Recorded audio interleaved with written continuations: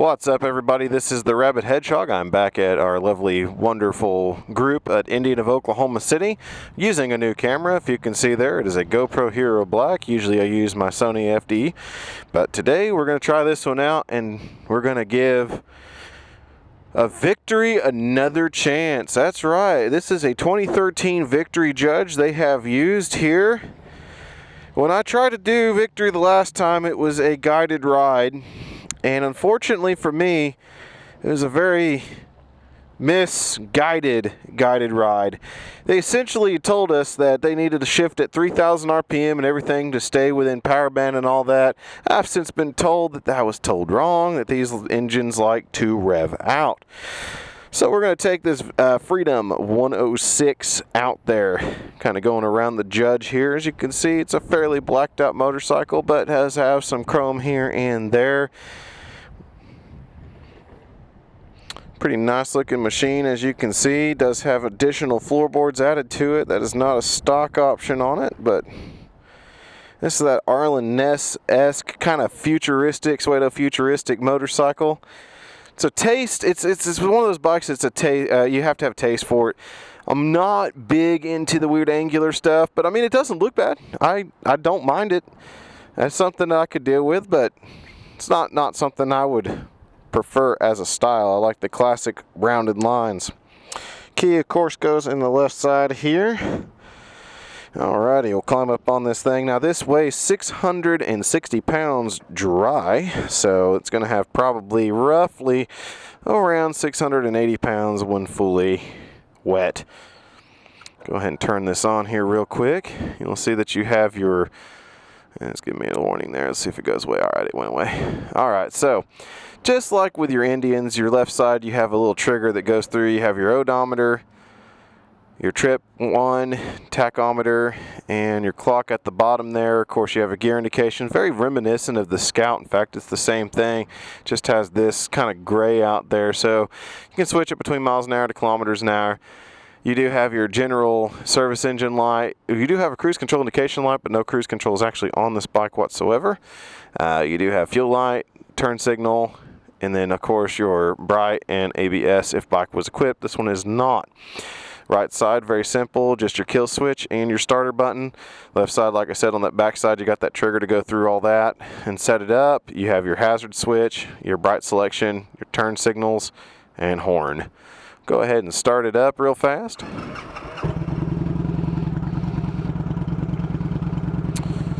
All right, it's got those downswept pipes, so you get that little bit of reverb. All right, there we go. Let's go ahead and take this thing out for a spin real quick, see how she does.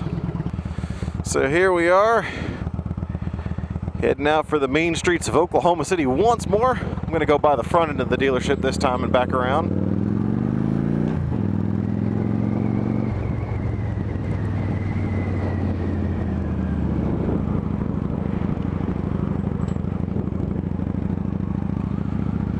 Alrighty.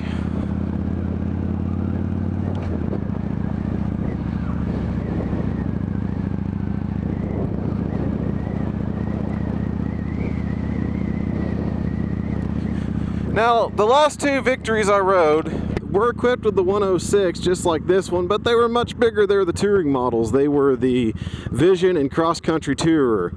So much bigger motorcycles than this one that we have here today. But it's a same engines kind of thing, so that's what we're going to test out here. Is did Victory have a good engine, or was it as doggy as I thought it was when I was told the wrong thing? All right.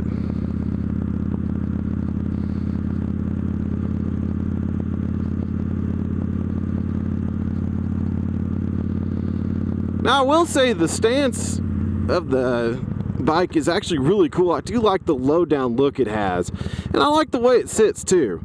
This motorcycle does have a slightly forward of mid. Of course, this does have, like I said, those little floorboards on it, so it does make it a little bit different. So you got slightly forward of the mid with the floorboard. The seat has this nice little back end to it, kind of like my Night Rod did, so I'm down into the bike and into the seat. And pretty much, well, I set straight up from there, and my arms come straight down and straight to the bars, so they're very wide bars too.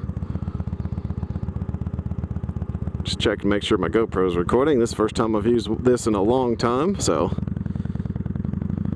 All right.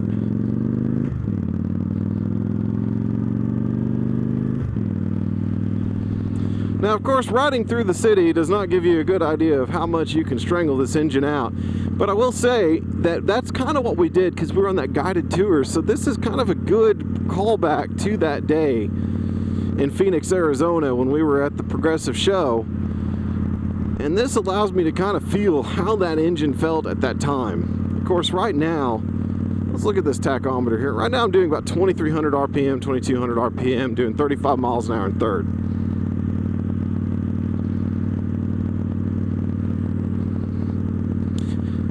And this engine is much smoother than I remember the Vision and the Cross Country being.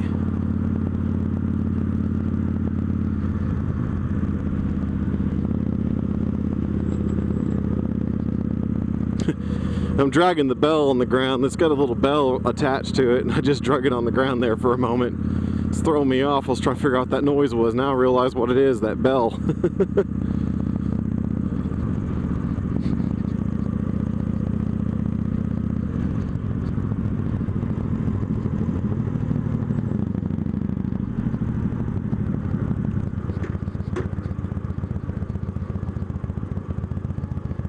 I have to say, it's very comfy right now. I never got to ride the smaller Victories like this. I had a friend of mine who had a Victory V92, the original version that came out, and that's the only small cruiser style I actually sat on at the time.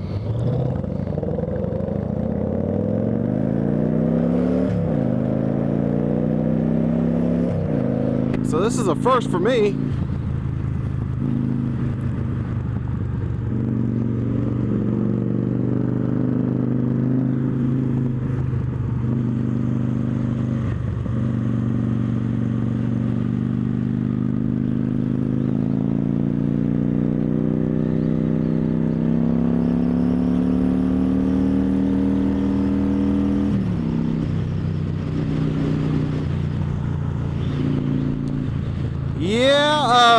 That thing got very vibraty up there. I lost all sorts of everything in those mirrors. Right now I'm doing 70 miles an hour here. We're at fourth gear, 3,400 RPM. This thing has got quite a nice little shake going on there. Let me get her up to highway speed. We're in sixth gear now. We're at 2,500, 2,400 RPM doing highway speeds. So this bike cruises very nicely. The engine is way more smooth down in the low end. It does get a lot more character vibration going through it in the upper echelon, that is for sure.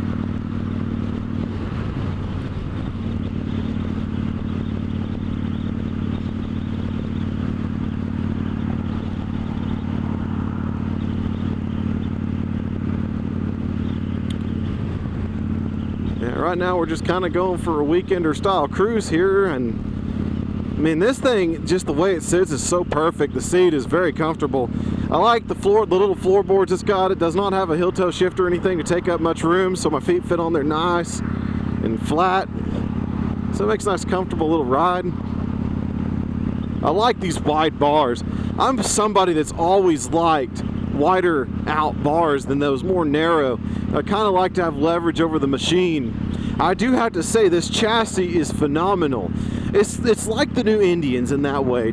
Polaris engineers and chassis engineers have done a very good job of bringing these motorcycles out. Like I said, this thing weighs near 700 pounds, but even pushing the motorcycle back out of the shop and then bringing it out, it felt so much lighter than that. And flicking it around right now on this road, it still feels much lighter than that.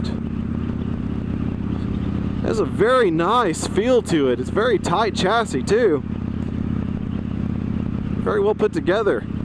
The engine's making a nice little noise. Of course, I do believe this one has been debaffled.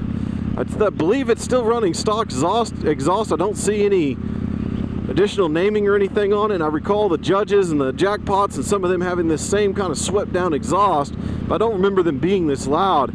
So I believe this one is just a debaffled stock exhaust, and it's running really nicely, making a pretty nice noise behind me. Hope you can hear that.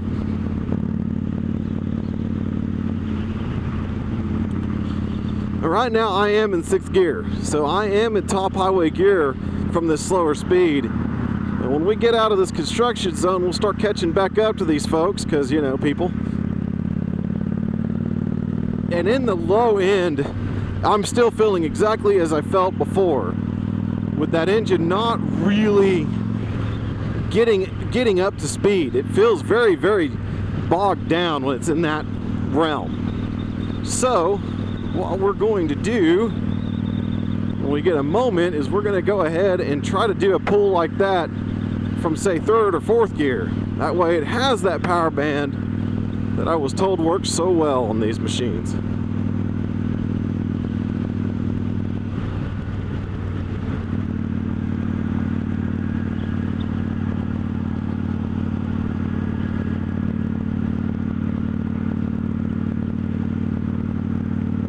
Now I will say, not being on a guided tour, it does allow you to get a little bit more real world conditions, so that way you can sneak up on people and go for passing power and everything, so you can kind of get a better realization of what's happening in the world.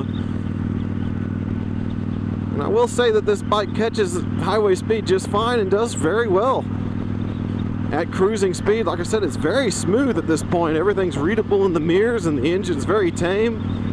It's not lugging very much at 2300 RPM. Right now I'm doing about 60, 65, somewhere in there.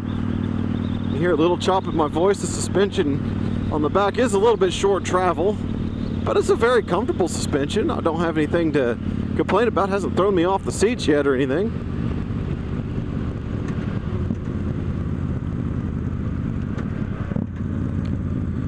Engine braking is actually very good on this machine as well. Don't have really anybody behind me at the moment, so go ahead and use just the compression brake. All right. Yeah, very decent compression braking right there if you're kind of uses that.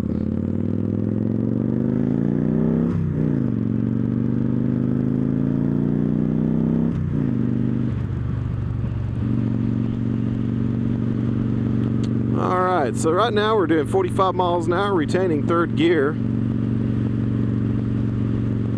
And we're doing only 2700 to 2800 RPM, depending on where I get up to, about 29 there.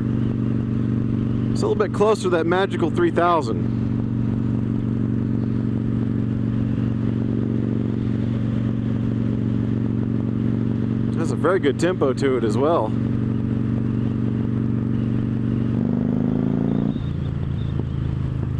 Not a bad pull there.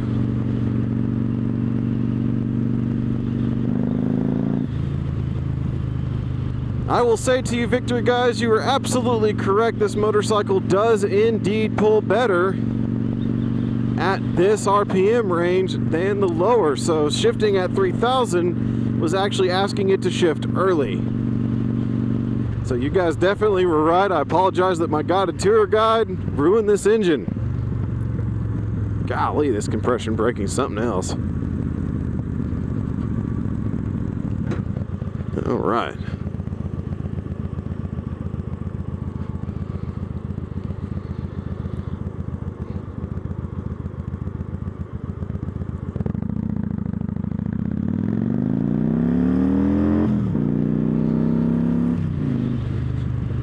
Now, to say that this bike out-accelerates a Harley-Davidson probably does out-accelerate a 103 twin cam, but to me, the way it delivers its power is extremely similar.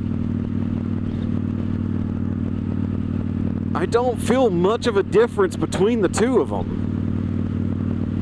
I remember doing takeoffs and stuff like that on my old 103 Fat Bob, and this was pre-high output 103 on those engines, and this one just feels about the same.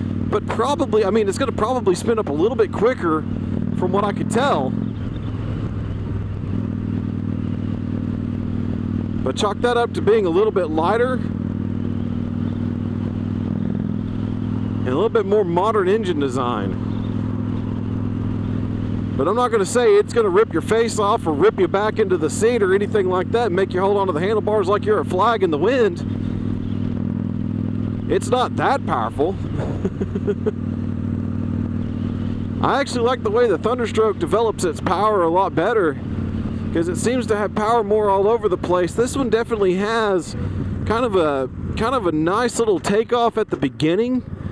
You get a pretty good little rush of torque and horsepower right there at the end or beginning of the travel. Then it kind of peters out in the middle there toward 2,500 RPM, and then around 3,100 or so, it seems to be catching right back up. So it's kind of got this weird dead zone, it feels like. See, we get up there and you get that nice linear progression, but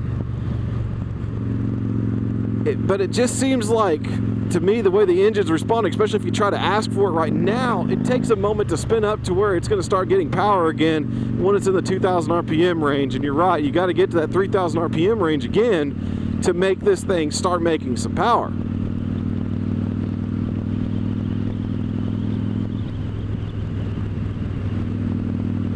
It's actually something I could tell how fast I'm going, which means the engine is just something that's familiar to me. It really does feel like the old twin cams. I would say the Milwaukee 8 has a little bit more on this engine right now, but I would say that this engine was definitely ahead of the Harley engines of its era in 2013. Because the 106 did come out before the 103 did. And of course the 103 started taking more hold in 2012 and then really went out through the line by 2014. But it's still, like I said, I feel familiar with this engine. I feel familiar with power delivery and the way it's acting. I don't feel like it's like something super crazy. Now the brakes here, as you can see, we get a little bit of a dive there, but not bad actually. Got to give that credit.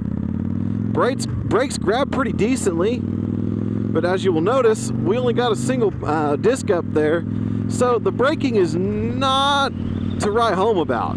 It's not bad. It definitely comes to a stop when I get that. See, you can get that back in, step out there for a moment with that back brake. Locks up real easily, but it does have good feedback. I can feel that real nicely. And then this front lever, you know, you give good grab to that, but look at that. It's not really pulling her down that well. It's just a little bit more than what that one brake can do, so you definitely need to use both brakes. You'll see a pretty good pull down there. But the brakes are definitely just good enough for this bike. I would say they needed to go a bit beefier on them to have really good brakes. Just dragging that bell again. All right. A little twist and turn here. Dragging floorboard, dragging belt, dragging foot. There's your rev limiter around 5,000 RPMs, folks. Running around 40-ish miles an hour for first gear. So you don't have much room to play with this bike either. There we are, back on the interstate. We're going to go up to full interstate speed here. And we are now at 70 miles an hour doing 2,550 RPM. So the engine not really churning very much, but doesn't have much room to go on the top end either.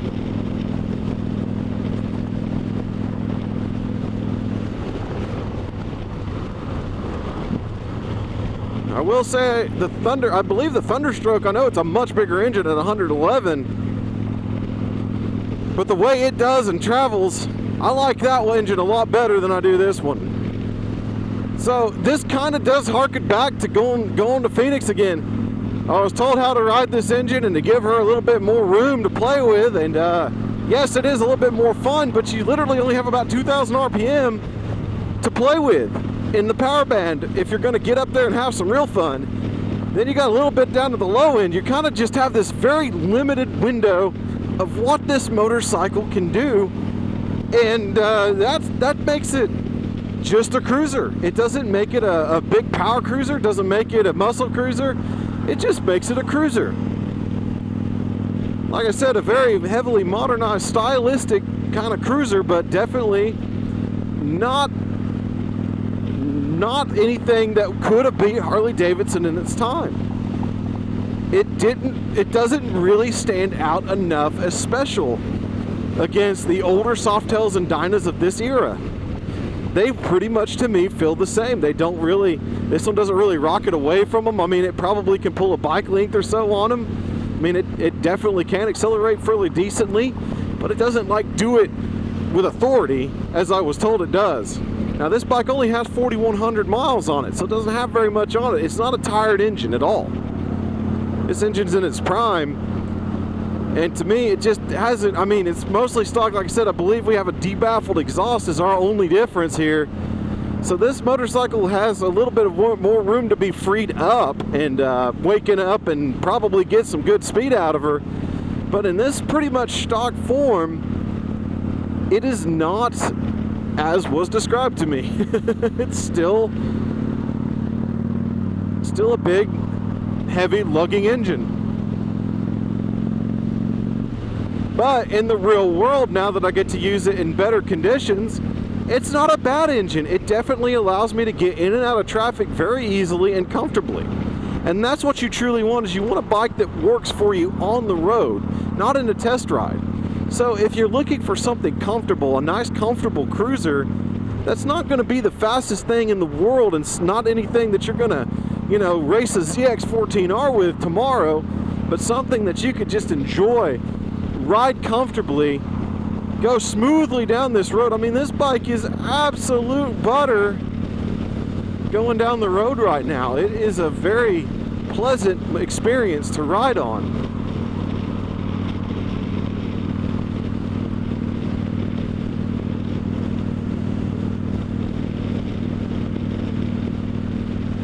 I mean, absolutely pleasurable experience. I'm not scared of it. I feel like it's a great bike. The controls are very good on it.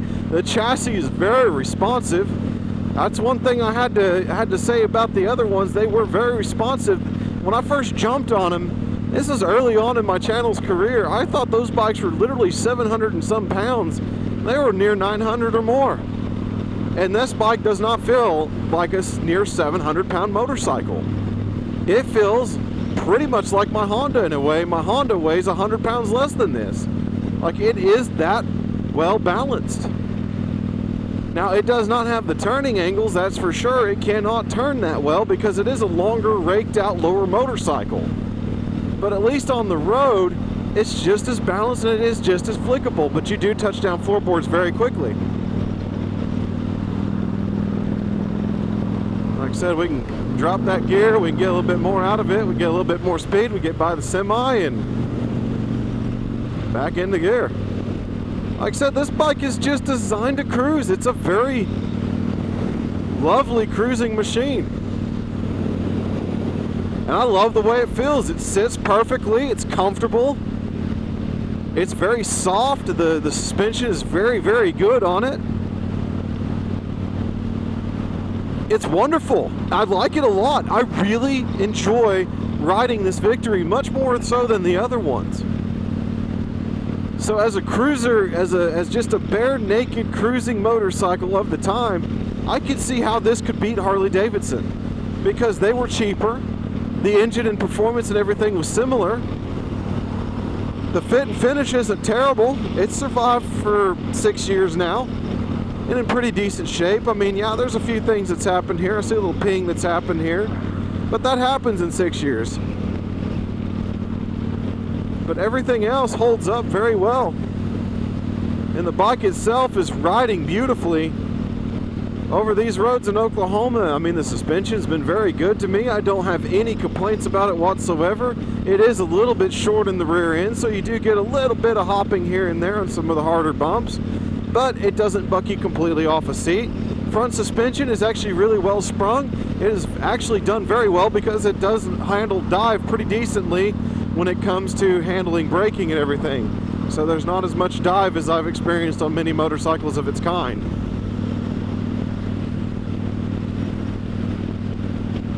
As stated, this thing just handles this beautifully. I'm going into the wind and I'm as solid as a rock on this machine.